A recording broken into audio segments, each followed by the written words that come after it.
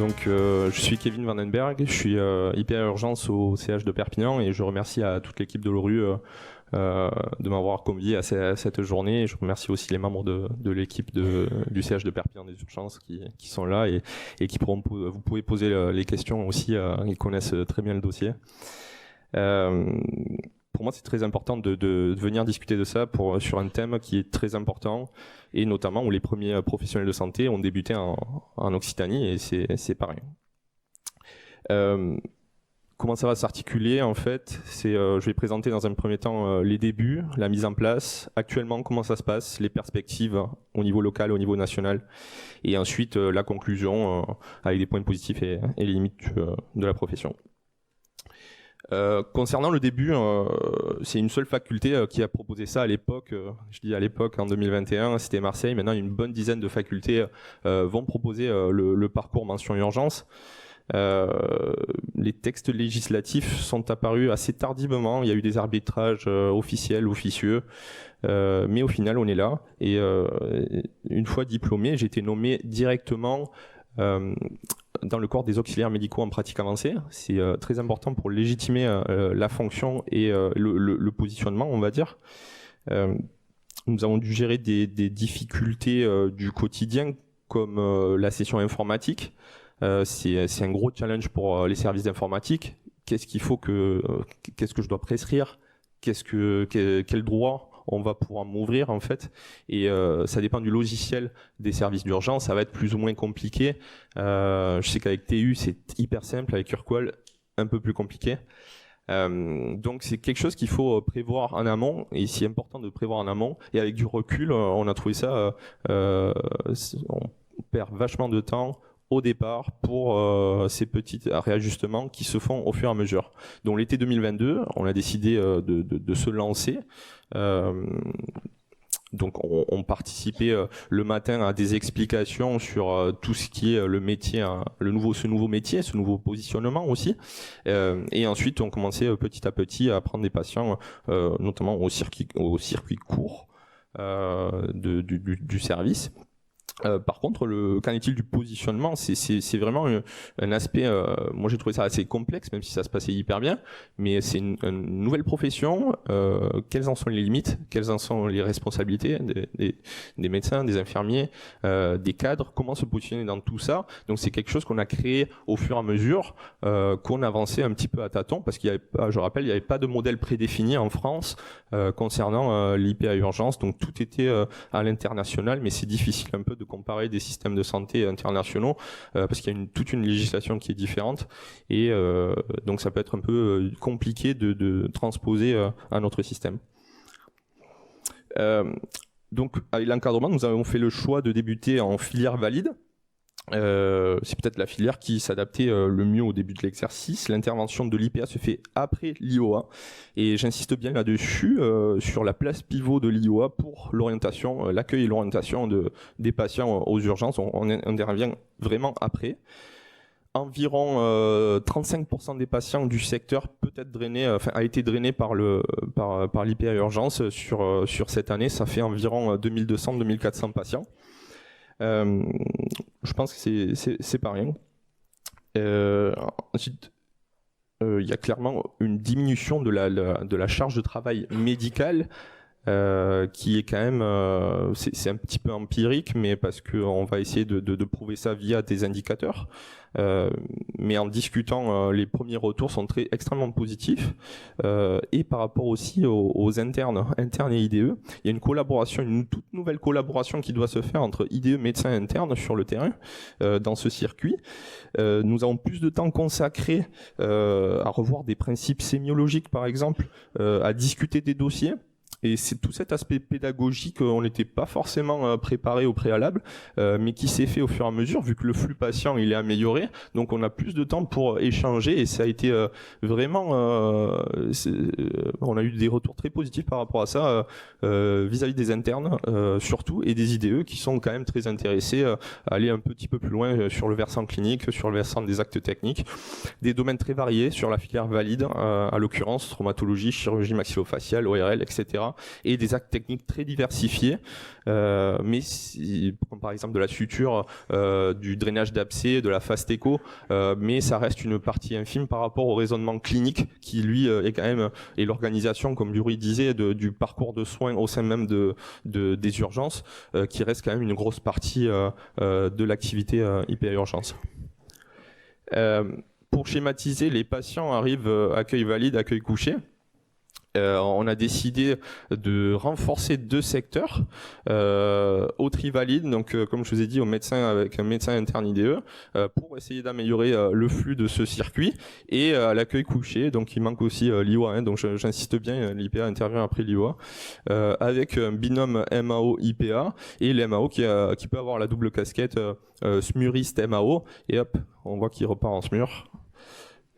Et du coup l'IPA peut rester pour stratifier un petit peu, restratifier, réévaluer. Donc on n'intervient pas, on est très clair avec les IOA, on n'intervient pas sur de l'urgence vitale. S'il y a des critères de déchocage, ça passe pas par nous. On est là pour, s'il y a un avis plus poussé, un avis nécessaire, un avis clinique nécessaire plus poussé, donc on intervient à ce moment-là, restratifier un peu le risque en fonction de la pathologie du patient, faire des demandes d'imagerie avancées, notamment pour la phase aiguë, l'AVC, ça marche très bien. Et ensuite, on a on va dire une attention particulière à tout ce qui est iatrogénie, précarité et fragilité du patient. Et ça peut se faire dès l'accueil avec une organisation d'une hospitalisation en fonction des places, bien entendu. Voilà. Juste cette configuration-là, juste pour rappel, hein, on est une quinzaine d'IPA urgences en France en exercice. On est 2 maintenant aux urgences de Perpignan. Donc cette configuration-là, on ne peut pas l'avoir tous les jours de la semaine, mais déjà, si on essaye de renforcer ces 2 secteurs, on veut que ce soit significatif pour les équipes, notamment pour bien épauler les médecins et notamment pour le flux patient. Et si déjà c'est significatif les jours où on est présent, c'est quelque chose d'important qu'on peut accomplir, versus les jours où on n'est pas là, où l'équipe va faire comme les 600 services d'urgence de France où il n'y a pas d'IPA urgence. Très rapidement, le mémoire de recherche porté sur l'impact de l'IPA urgence sur le parcours patient à l'international. C'est quelque chose qui existe déjà depuis 40-50 ans surtout dans les pays anglo-saxons, et j'ai essayé de regarder un petit peu sur quel type d'indicateurs l'IPA pouvait impacter, et donc au final je me suis rendu compte que sur 5 indicateurs il y a un impact positif dans tout ce qui est qualité de soins, prise en charge de la douleur, durée moyenne de prise en charge, délai initial de prise en charge, satisfaction des patients, éducation à la santé. Donc la présence d'un IPA urgence améliore ces indicateurs-là, et c'est normalement une étude qui devrait être publiée en 2024. Si vous êtes intéressé, je pourrais vous la fournir. En ce qui concerne les perspectives, nous avons déjà débuté certains points de cette diapo, notamment grâce à l'arrivée d'un deuxième IPA urgence depuis juillet 2023, qui est ici dans la salle, donc vous pouvez aussi lui poser des questions si besoin. Donc je répète, accueil après l'IOA, on intervient sur la grille French 4, 5, 3, niveau 3, et du tri 2 en collaboration médicale, ponctuellement au déchoc si besoin. Et ce volet-là sur la recherche, formation, mission transversale est quand même très important dans la mesure où ça monte en compétences au niveau paramédical. Il y a plein de projets de recherche qui sont en train de se monter. Je pense notamment à la filière douleur thoracique par ma consoeur à Aix-en-Provence, qui est très intéressant son travail, Nadia Tiberti, et par exemple Thomas Canas qui a fait une recherche sur la gestion des voies aériennes supérieures en préhospitalier qui est extrêmement intéressant aussi.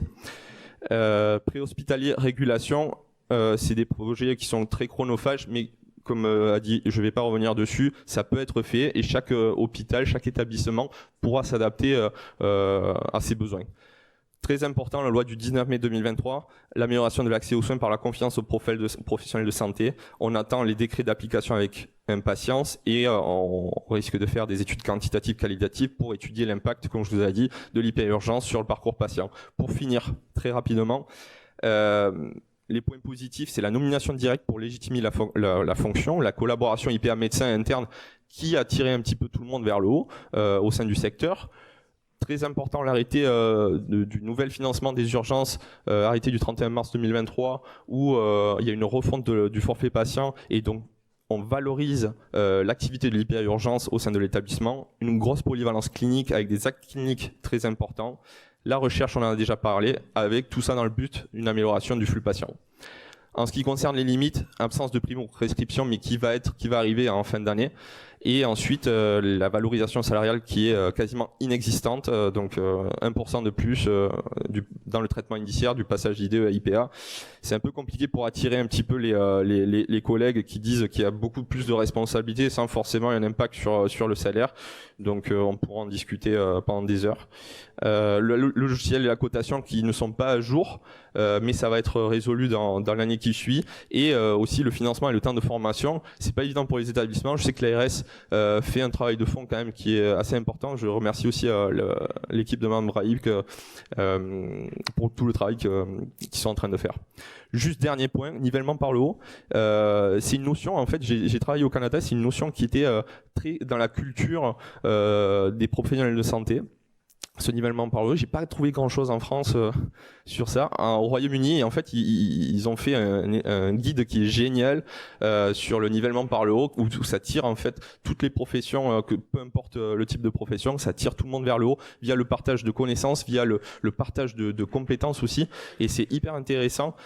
Pourquoi proposer ce nivellement par le haut aux urgences? Parce que ça crée de l'attractivité pour les professionnels de santé, et c'est là où je rejoins le discours initial de Monsieur Durand.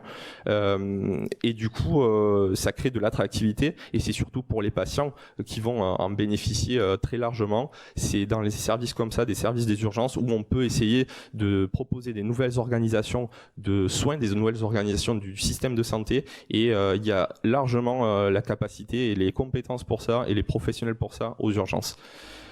Merci à vous. Si vous voulez, il y a un petit résumé avec le QR code qui reprend un petit peu tout ça, et je vous l'offre.